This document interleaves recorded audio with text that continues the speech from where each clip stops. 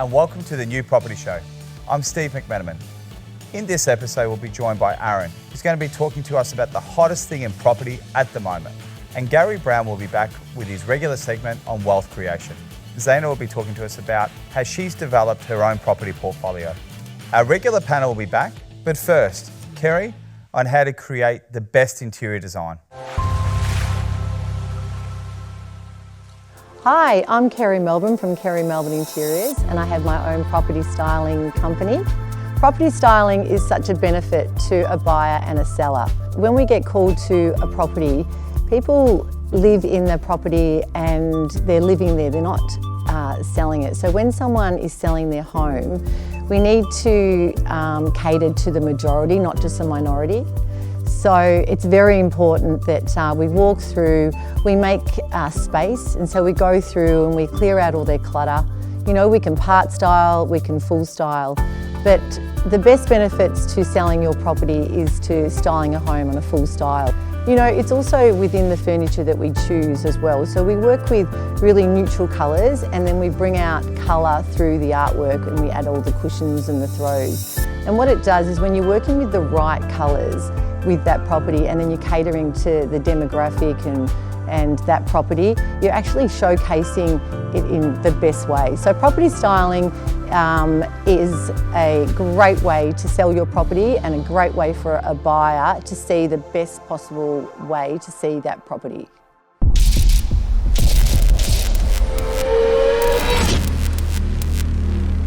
Aaron, welcome to the New Property Show. Great to have you on here today. Pleasure to be here. Thank you for inviting me. Mate, you're in the new home space, selling off the plan. Yep. Turnkey. First of all, what's a turnkey property? And secondly, today we want to hear about the hottest product on the market at the moment. Yeah, cool. Well, turnkey, it's very self-explanatory. You get the key, you turn it, and you're in your home, and you're in your investment property, fully furnished. It has all the bells and whistles, you know, it has the, you know, you have your letterbox, you know, your clothesline, everything. So you don't have to worry about anything with the property. And investors really love that for the simple fact of they don't need to worry about anything. It's all set in stone, ready for you. And part of the process too when dealing with, I guess, new property owners, generally you help coordinate what the leasing and that sort of stuff, so you're in contact with the builder and the leasing agent, so typically comes with tenants as well, is that right? Yeah, so most of the purchasers, the buyers, investors that come to us are, I'd say mum and dad investors, so people who haven't invested before, maybe they have one or two properties and they're wanting to find out where to invest, how to do it and the best way to do it, and yeah, we will hold their hand through the whole process. So the big thing at the moment is positive cash flow people are talking about in properties. See, I grew up with my friends, my friends' parents. I didn't have a family that invested in real estate. I saw it from my friends, but they're all investing next door. So like their own neighborhood. I never heard any one of my friends' parents ever investing interstate. And then I got into this whole of all these positive cash flow properties. They're in areas that aren't built up. They haven't hit the boom. So we're talking about Perth, Western Australia. And I'm like, there has to be something here that works out really well. And I thought about it, I'm like, it's true. Like if you're having a positive cash flow, you're not in deficit. So you haven't got a tax write-off at the end of the year, yes, but you have this positive cash flow, which means the bank are gonna look at you like, hey, this guy's getting extra money. So I saw of showing my investors that this is another thing, maybe you've heard stigma about it, but let's go through with it. And that's how we have professionals. We have our financial professionals to take our investors through it and why it is so beneficial. Especially early on in the process of investing in real estate, to have a positive cash flow property. Okay, so let's back up just a step, just for a sec. So you've been in property for how many years now? And you've also done some of your own investments as well. Yeah. So when did the property journey start with you? Well, it's interesting. The property journey started for me full blown, where I'm like, you know, I really need to learn the property game. I want to know what it's all about. In about 2017. So which is, you know, 6 years ago. As I said, I grew up in a family that my parents bought one house, their first house, when they came from overseas, and they paid it off within a couple of years, and that was it for 40 years. You know, so I never grew up in real estate, just seeing it from friends, and I'm like, you know, I'm seeing these real estate agents, you know what I mean? And it's interesting. What really caught me is, you know, the flashiness about the industry, but I'm not about that. I'm about, well, then how do you actually build financial wealth for your family through property? So I started researching residential real estate, then co-living, then house and land. And what I found is, yeah, a lot of people, they don't know what their property's worth. They don't know how much equity and what equity is within their property, and they don't know how to use that equity. So I thought, you know what better way but to partner with the right people to help my network of purchasers and investors be able to get the right properties. So for the next 15 years, they can actually have a solid plan of when we can buy the next one, what we need to do to buy the next one. And I guess that's why I'm here today. You know, I'm super passionate about helping people look outside of their backyard for property. Okay, so I really want to hear about this co-living plan, okay? So you've described to me, off camera, co-living is pretty well a 5-bedroom home, individual leases. Yeah. How much sort of rent are you getting? Like obviously you brought up Perth earlier. Yeah. But what's the rent that you're getting per week? So it's interesting, with the co-living, obviously, it's like a glorified motel room. You know, you're going to have your room, you'll have, you know, your separate toilet, and you'll have a kitchenette style. You know, you have a sink, a fridge, and you're getting per room about $350 per week in rental return. Now, you know, if we look at 5 bedrooms, that's roughly, you know, $1,800, you know, per week in rent. Now, these properties are about between 6 to 700,000. It's incredible. It's like a 13 to 14% yield. Yeah, it's incredible. It's incredible. And the reason why the rent is so high is these are fly-in, fly-out workers, students. They're in areas that are upcoming where there's a lot of amenities, and there's things in those areas where it's promoting population in those areas. So I guess so. I mean, obviously, one of the benefits at the moment is that a lot of people are struggling to keep up with mortgage repayments, and sometimes you've just got to think your way through it. So capital growth is something we've discussed a lot on this show. Yeah. But cash flow positive, especially if you're clearing that much money, you could use that really to pay off your principal place of residence or reinvest into other property. So would you say cash flow positive property might be the focus for the next couple of years, working through these interest rates, or your thoughts on that? Yeah, look, the greatest thing about cash flow positive properties is it's giving you an income. Now, for those who necessarily don't have a high income, when we look at a bank, what they see your income as, it's a beautiful thing. You know, especially if you have a bit of a deposit behind you, you're able to purchase, and the bank will obviously give you that loan to make it happen. It's great because you're getting paid for the property. You're getting a positive cash flow. With negative gearing properties, you're capped very quickly. You know, capped very quickly because you're not getting that extra income. And using that extra income, like you said, to pay off your primary residence, that's a blessing and a beautiful thing. And that's where we have a team of actual professionals in finance, in banking, that can help our investors. But that's the kind of road I've been on. You know, I've purchased land, I've built, and the main reason I've done that is pure fact of, you know, buying in areas that are upcoming. And the good thing about also when we look at these areas, a lot of people say, well, you can't have your cake and eat it. You know, you can't have great capital growth and positive cash flow. To a certain extent, yes, that is true. But having a positive cash flow can mean at least you're having a short win preparing for the long win, because the capital growth will come. I think cash flow is the thing that's not going to keep you up at night. If you've got money coming in and you don't have to go to work, the ultimate goal for, I mean, all the Aussies watching this show would be to have more money coming in than going out. So replacing, I believe, chasing your own, whatever you're earning currently now, is having that in passive. So if you're on $100,000 a year, you should be chasing $100,000 a year passive income. So I just want to ask you one more thing.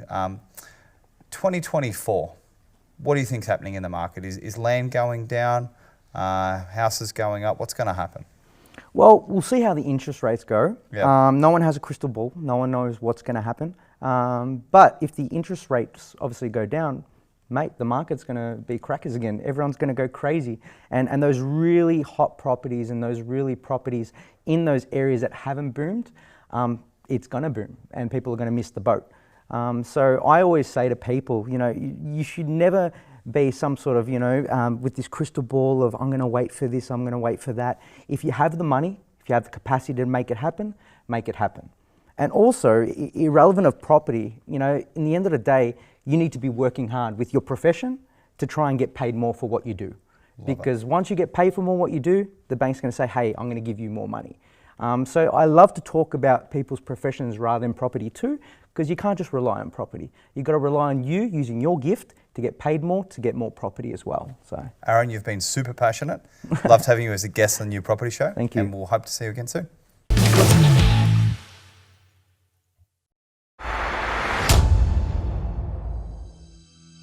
In today's segment, we're going to talk about primary place of residence and turning that property into an investment property.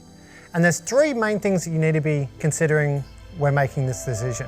The first thing is the tax implications. So while you have a PPR, it is exempt from capital gains. And when it gets turned into an investment property, that's when we've got to start looking at the capital gains side of things. So what do we need to do? We need to get an independent valuation done, a certified valuation, get that marked in for the date that we're doing the transfer. Then we may or may not have a 6-year exemption on capital gains, depending if we have additional PPR. From the tax side of things, get professional advice to make sure you do it properly. The second thing we need to consider is the new property that's going to be investment property. Is it a good investment property? Does it meet the requirements of a hatch-away investment property? And the third thing is, are we letting our emotions get the better of us? And are we making an emotional decision around keeping the property rather than a rational decision?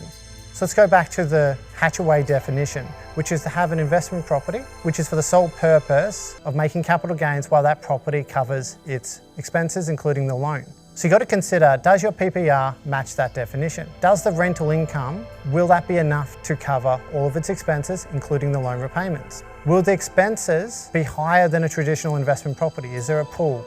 Will the lending on the property be the right LVR?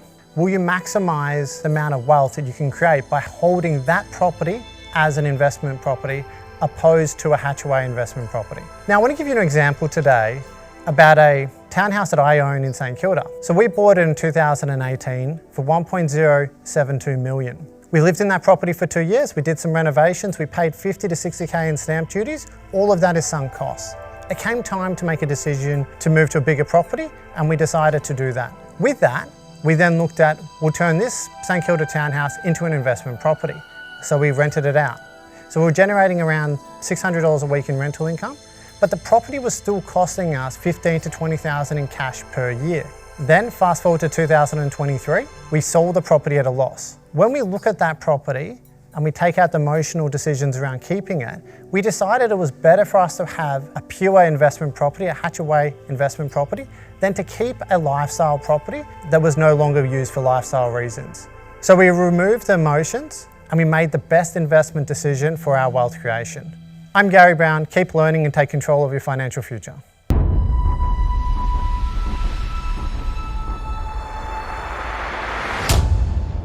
Zana, thank you for joining us on the New Property Show.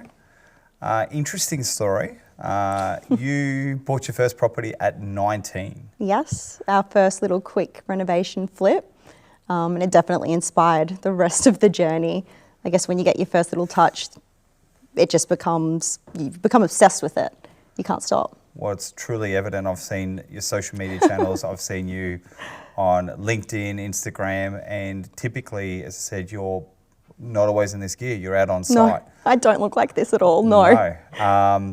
You've got some current projects at the moment, Yes. and I guess what we want to talk about today is the luxury market.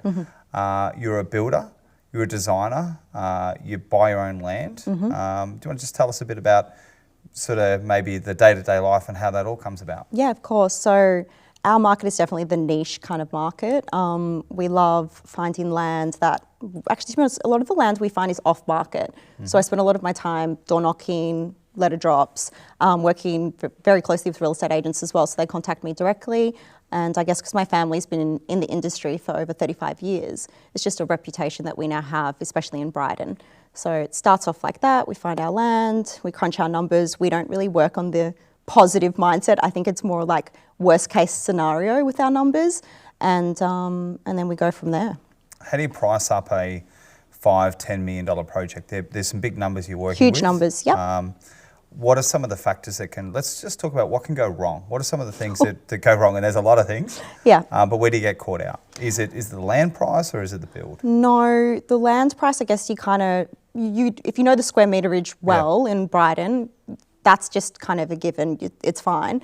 I think with the development side of things, obviously during COVID, we saw prices skyrocket and that was completely unprecedented. So for us personally, I definitely noticed a 30% increase with 2 of our projects. And then we also had to factor in the delays, which was a significant problem for us. The only thing that I've noticed now, there's definitely been a correction, which is great with some aspects.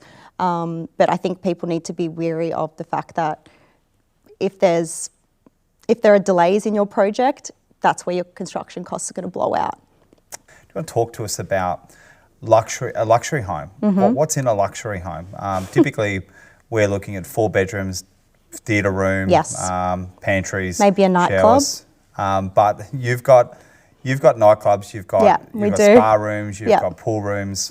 What are some of the on the rich list? What's on the list? I guess we like to think outside the box because I like to think, well, when I go out, what do I enjoy? And I love going to a beautiful bar, but don't necessarily want to talk to humans. So I'm like, I'd love to have that in my home and I can invite who I want.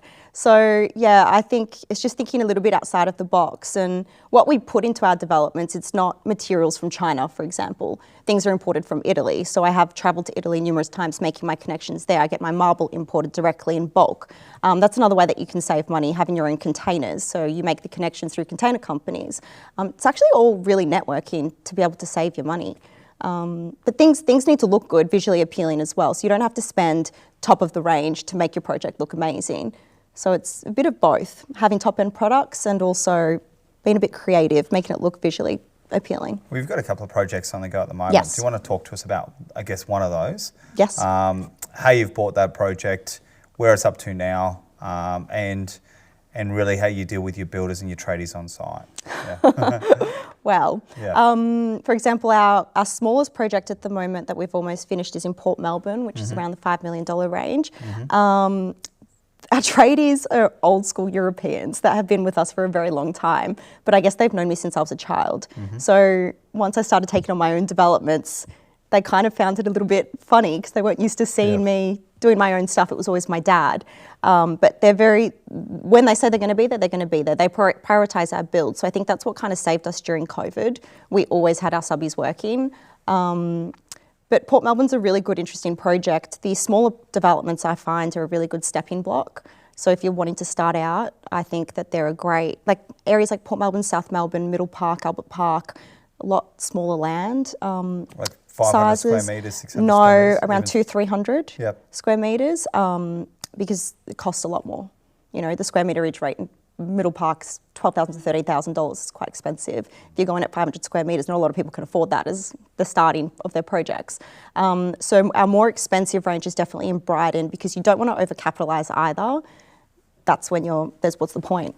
So you have to be quite smart. You're typically just building one, are you always focusing on just the one home, but done right? So you've said quality over quantity was something we spoke about off camera. So what really needs to be part of a quality home? So let's focus on maybe kitchen. And what else are some of the quality elements that you would make sure that you're going to spend the money that really just brings that house price up to $5, $10, $15 million? What do you need to have? Well, people are going to look at your appliances. That's important. What material you're going to use for your benches. Your cabinetry is so important. I've seen some very, very cheap jobs out there. That turns me off when I go into a luxury home.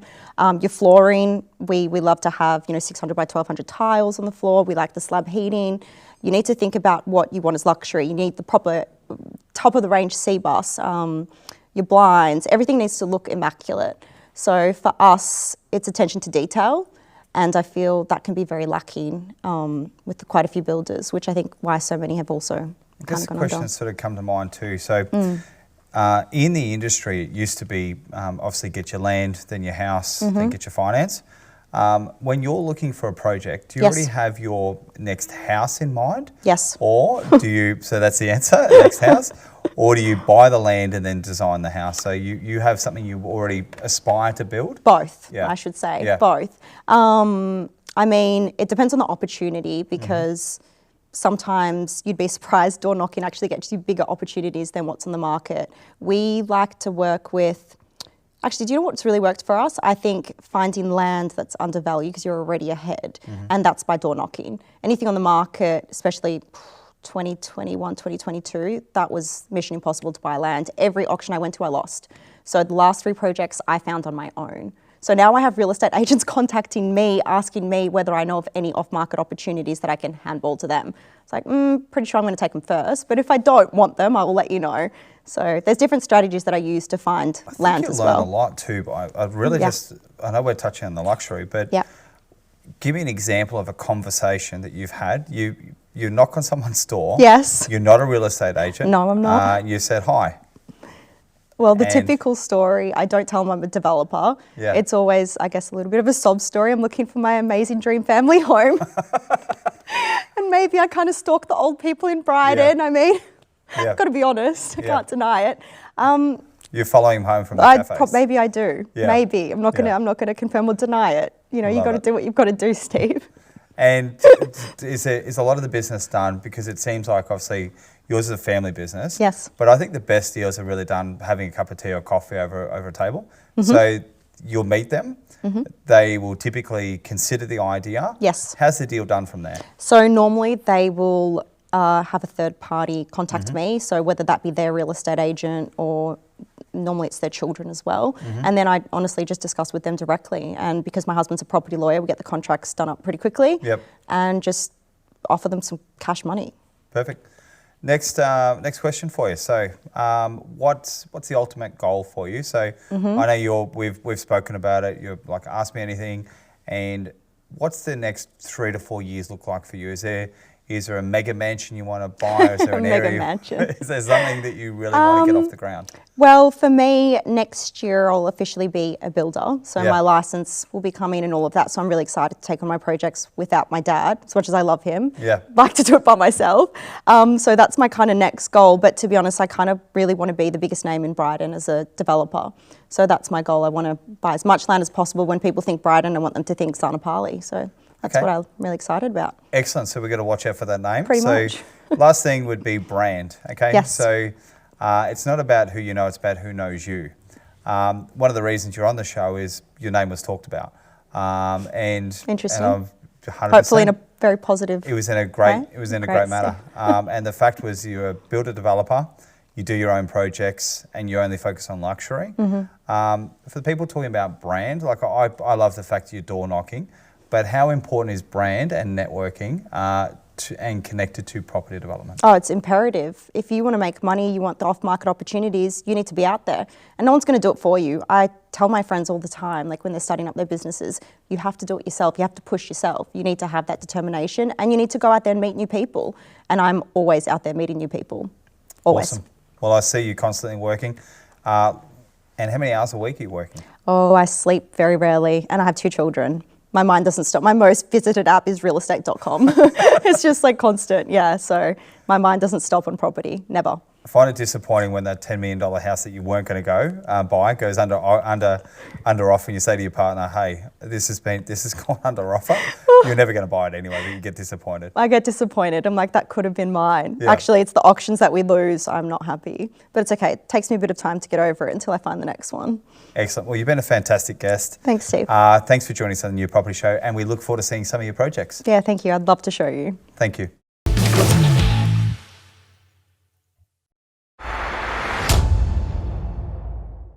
Off the plan sales. First of all, I want to get your definition of an interpretation of what off the plan sales is. Who's up? I guess I can start. We've done a few off the plan sales. We usually sit on the other side of the fence, so we'll find some land that's big enough to subdivide, put plans and permits in place, and sell those sites off the plan.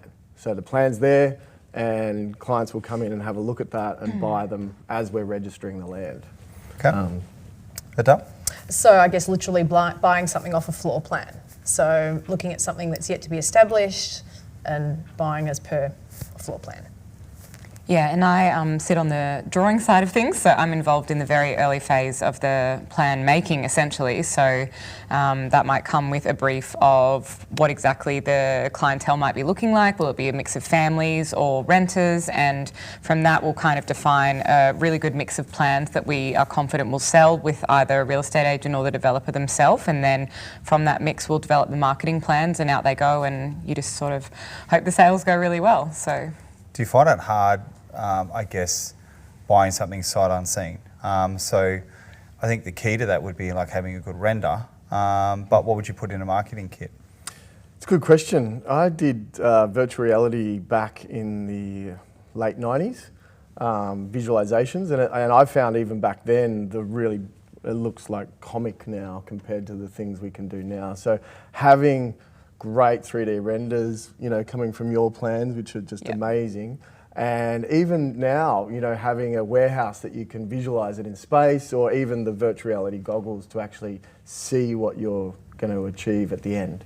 So it's really important. I think you're finding that too nowadays, even on realestate.com, is some of the virtual walkthroughs. I think some clients don't care. Some people are just looking purely at the drawings. Mm-hmm. Some need to physically walk through the place, or some need to still touch and feel. Mm. And I've heard of another company that's recently, they've built a 5-bedroom home, and each bedroom they've almost taken people through a process of what it would look like. So this is what it looks like to pick your colours, this is what your finished product's going to look like, and this is what it's going to be to hand over. But let's talk about the downside of it. What can go wrong and what can go right. So I'd like to lead with some of the advantages with buying off a plan would be time. You get time to save your money. You get time to invest, but there can be a flip side of that. So let's talk about the cons on that as well. So what would you think? So I guess speaking from a mortgage broking perspective only, whilst time can be an advantage, in many cases it can also be a disadvantage, and particularly in a climate such as we're in now, with rising interest rates and things changing, and serviceability models changing, and affordability changing. I would, I guess, encourage anyone who is looking to buy off the plan to ideally time it within 90 days of their pre-approval, because if you're looking at that 2-year stretch, which I know many do, a lot can happen, and that means in terms of employment and all those sorts of things, and there's not always that guarantee of getting your finance when that time comes. What can go wrong in those cases too? So you can forfeit deposits, you can get sued. Have you seen, not necessarily any examples of that, but what can go wrong? I guess from my experience, and I've done a lot in the non-resident market, so where that affordability can no longer take place, they flip. So where they're able to nominate, which can sometimes be a challenge in that non-resident market unless it's an FIRB apartment or property. But yeah, it's if they've put and/or nominee, and they can nominate, or flipping. But otherwise, yeah, the dire consequences are that they will lose their deposit. And I guess, Emma, with some of the drawings you're doing, some of the projects or builders you'd be dealing with could be years away. Does regulations change? I know now they're looking at in terms of accessibility for disabled and elderly. So the plans you've drawn may actually effectively have to change. No, if something's gone with a particular planning approval, then it's been approved as per the regulations at that time. If you were to go back for amendments or secondary consent and things, you might have to update plans later, but they kind of stand where they are at a point in time when the plans were stamped. So you're kind of solidified in that sense, but as things change, we are constantly adapting and learning and changing from trends in the industry and also mistakes of the past, and kind of just catching up with technology in a way that's going to progress projects so that they are equitable in terms of accessibility, because there's a lot in terms of the aged care or disability sector that just was not catered for well in the past, and it really can be done better. And it doesn't need to be an afterthought that you kind of just stick something on. We want to look at integrated design solutions that are beautiful but also functional as well. So, have you also found then too, maybe some of the dangers could be that you've drawn a project and a builder's not able to fulfil it, cost of actually building the plan. They've had to sell the project off halfway through. Have you actually encountered that?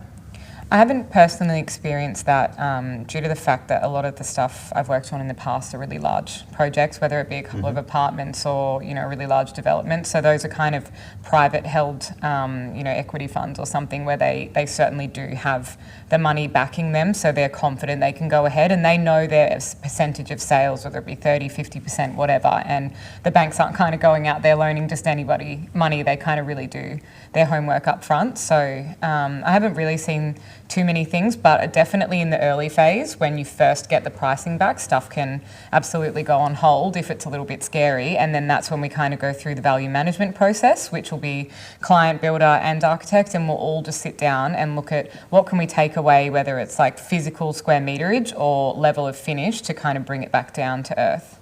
Okay, so you're working, I guess, really from the ground up there too in terms of cost and affordability there with your builders. And Dax, I guess with yourself, with some of your clients, what can go wrong there? So I guess one thing they get to have is they already own the land, typically in your scenario. But have you seen projects not being fulfilled or delivered, or do you sort of coach them through that? Yeah, look, it's really getting right down to the data, understanding previous history, current trends, to where we target. I'll give you an example. We bought for a client about 2 years ago in 𝗪𝗥𝗢𝗪 for about 800, just house and land, standard package. He's just about to start building on that, and it's now worth $1 million. And he's just put down the deposit. Fantastic. We knew that area was booming, good infrastructure, good data. Yeah, and him having an expert to be able to choose that right, he's made $200K without putting much money into that, which means that can even fund the build, part of the build process. That's really fantastic. The other thing which we like a lot is if it's a subdivision area and it's just about to be titled. We find that transition there, if you can buy it before title and then it goes title, you can get an extra, you know, like an example, we've had 2 clients in an estate, the land was $525. 2 months later, it got titled, it's now worth $600. So they made $750 each. The other thing too, I guess, and this is just slightly off course, but maybe an off the plan could be considered almost like a duplex. Sometimes you actually take property people through purchasing duplexes where they might retain one and then sell the other one as well. So money can be made there too as well. Yeah, it's really key to have a number of exit strategies for my clients because we don't have a crystal ball. We don't know what's going to happen in the market. So if you can buy the land, subdivide it and see if you can make money that straight away, great. Then you put plans and permits in place, hire someone like you, get those approved. That's another point to put on the market and sell it. And then you can either house and land package both of them or just keep them and build them and then rent them out. So I think Dax touched on a really important point there in terms, particularly from a finance perspective too, is valuations, right? In terms of where you're buying and how far out you're buying, and again with volatility in the market, just ensuring that you have got the right experts guiding you so that you're buying in the right pockets so that valuations aren't necessarily an issue when the time comes. It's a big one, and I've found that a lot when you've bought into an area where you haven't done the data, haven't done the research, and the property's selling at 600, but the val's come in at 5. If you don't have that extra cash and you've already put the deposit down, you're in a bad spot. And 9 times out of 10, it's coming out of the build as opposed to the land.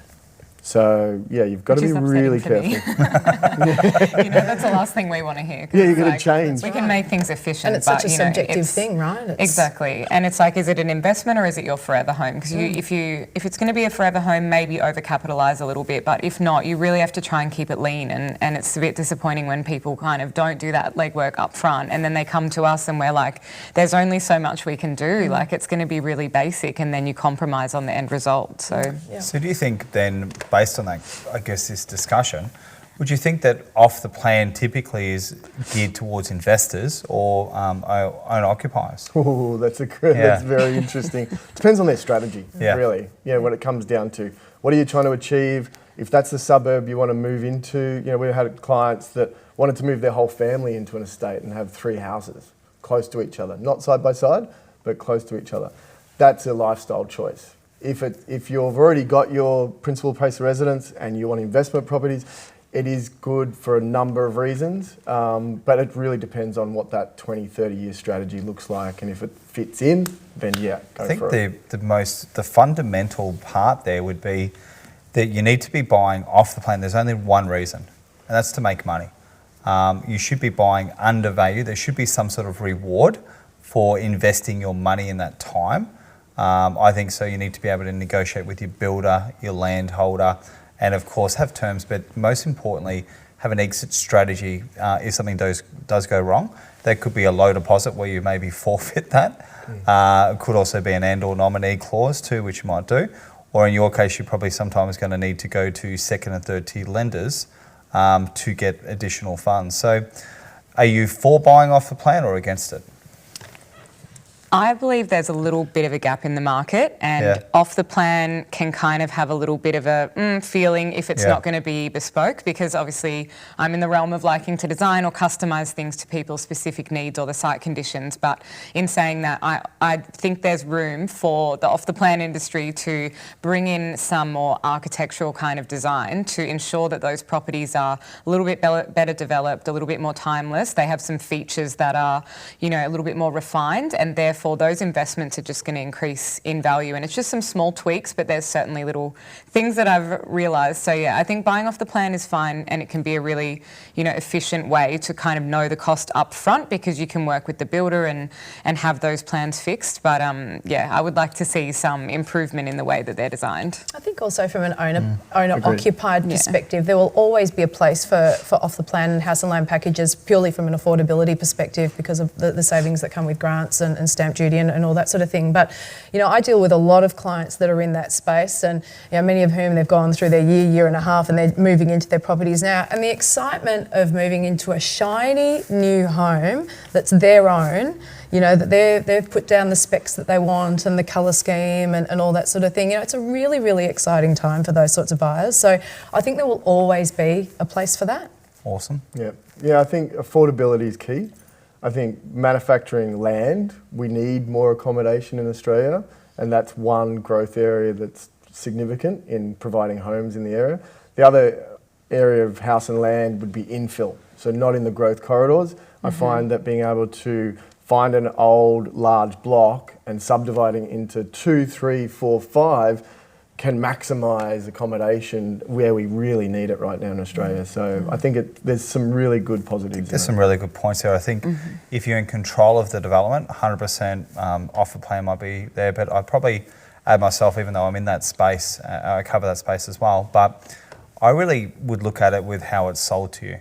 If you're wooed with a limited opening with coffees and teas and food and canapes, somebody's paying for that. And I think that's typically the buyer. I think if you go into it with your own due diligence, you do the research and then you make an offer, I think that's a better way to buy. So I think the key to this, to off the plan, would be educated buying rather than emotional buying. Great topic, guys. Thank you so much for joining us on the panel, and look forward to having you on the New Property Show again. Thank you. Steve.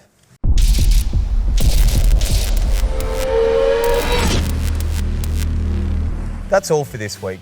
If you want to see any of our full interviews, go to our website, The New Property Show, or check us out on YouTube. See you next time.